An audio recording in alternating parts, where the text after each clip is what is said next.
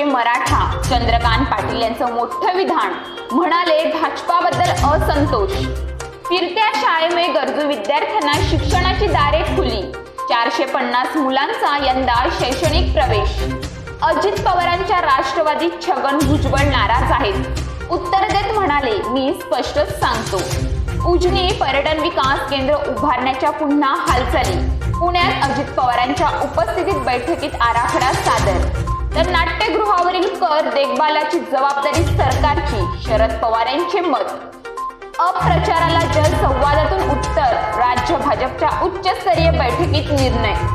शिंदेंचा ठाकरे गटाला मोठा धक्का, निष्ठावंत शिलेदारानं सोडली उद्धव ठाकरेंची साथ।